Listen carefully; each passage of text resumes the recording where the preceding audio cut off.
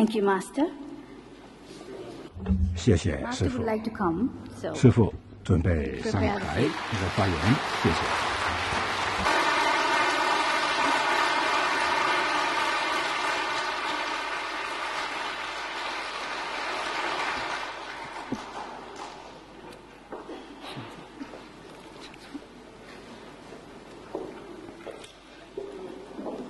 尊敬的副总干事、各位大师、代表、各位嘉宾、各位朋友们，大家好。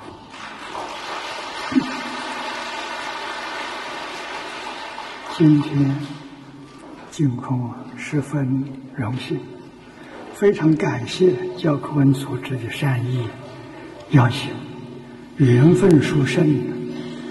第5次来到教科文组织总部，与诸位仁者一起庆祝卫赛节，一起交流分享如何化解人心的冲突，促进世界和平。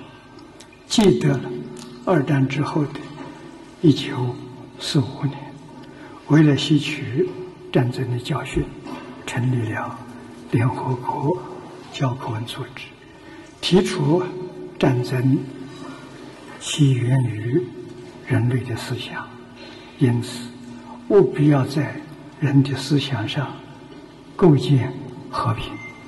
这句话说出来，整个世界的治乱的根源。那么这句话传递给我们一个重要的信息：整个宇宙跟我们的起心动念关系非常密切。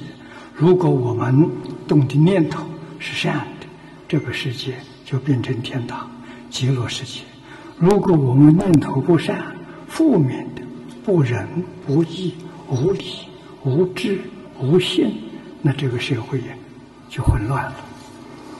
佛在经典上说：“一切法从心想生。”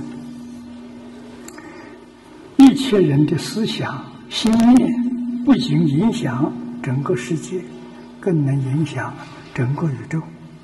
那么现在，许多国家领导人、专家学者对于社会恢复安定和平失去了信心。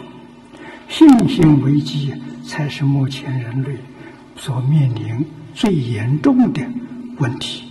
如何树立信心？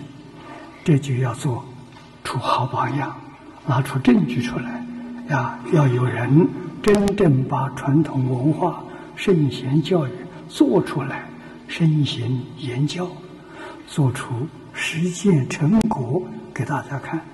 为此，净空特别提出6大，就是法大行、理大愿、察大根、故大本、修大行、正大果，供养每个真正致力于化解冲突、实现世界和平的志士仁人做个参考。第一，化解冲突，教学为先。911事件之后，昆士兰大学的和平学院邀请净空参加一个座谈会，讨论如何化解冲突。世界的冲突根源在哪里？根源就是在家庭不和，夫妻不能够和睦相处，彼此不能信任。更深一层的冲突是在我们内心，那就是习性与本性的冲突。所以化解世界冲突、消灭战争，要从我们内心深处的冲突、化解家庭冲突做起。法大心化解冲突从哪里开始？从法大行开始。大行是什么？大行是神圣的大爱，是耶稣基督平等的博爱，是真主安娜的仁慈，是诸佛菩萨的慈悲。神爱世人，我们敬仰神，所以我们在生活上要把神圣的爱充实内心，还要带给身边所有的人。那么这种神圣的大爱就是我们的真心啊。中国古人呢教导孩童第一句话就是人之初性本善。这个善不是善恶的善，是本性本善，这是自信，是真心。真心每个人都有，古今中外男女老少人人都有。用这个真心待人处事，就会平等，无条件的爱护一切人。这就是耶稣基督的爱人如己，就是佛菩萨无缘大慈，同体大悲。中国的老祖宗了不起，将回归本性本善、神圣大爱的教育概括成一个孝字。孝这个字是会意啊，它是由2个字组成的，上面是老字，下面是子，表示老一代与子一代是一体，上一代还有上一代，下一代还有下一代，数穷三际，横遍十方，无穷无尽的众生都与我们呢是一体。从此生出来的大爱就是大孝，是至孝啊！这就是佛法说的菩提心，清净平等的爱一切众生。为什么？因为整个宇宙是一个生命共同体，一体就是自信，多么亲切！佛法说人我不二，怎么能不爱呢？啊，还会讲条件吗？孝是中国五伦大道的根本，父子有亲，父子与孩子之间自然的亲爱是我们本具的自信，每个人都有。我们仔细观察，父子有亲就在我们身边，就在我们现行的小婴儿的身上。人生百日，体路正常。你看出生不到100天的婴儿，他的眼神，他的笑容都是天真无邪，对每一个来逗他的人都是那么样的欢喜。再看他的父母，怀着无限的爱心照顾他，那么样小心翼翼，毫无保留，这就是一体的亲爱。所以老祖宗有智慧，看出父子有亲呢，这种亲爱是道德的源头，因由此生出万德万恨，流出万德庄严。佛教的慈悲，耶稣基督的平等博爱，真主安那的仁慈，都是自信的流现。宗教源于此，文化文明皆源于此，它是根本。可是到了婴儿在长大，知道谁是他的爸爸，谁是他的妈妈，他就有了分别了，分别就有了染污，失去了亲近心。这就是心相近，心相远。如何让亲近平等的亲爱永远保持下去？那就需要教育，圣贤的教育，宗教的教育就从这开始了啊！这就是苟不教，性乃迁。中国同盟教材《三字经》开头的6句话，就把宇宙人生的真相、教育的重要性、教育的目标全部都说出来了。这是真的智慧，超越时空，古今中外都适合。教育从什么时候开始？从入胎的时候就开始。我们爱护子女，希望给他好的教育，那就重视同盟养正的家庭教育。这是传统中国教育成功之处。因为有了这样的教育，中国传统文化才能绵延，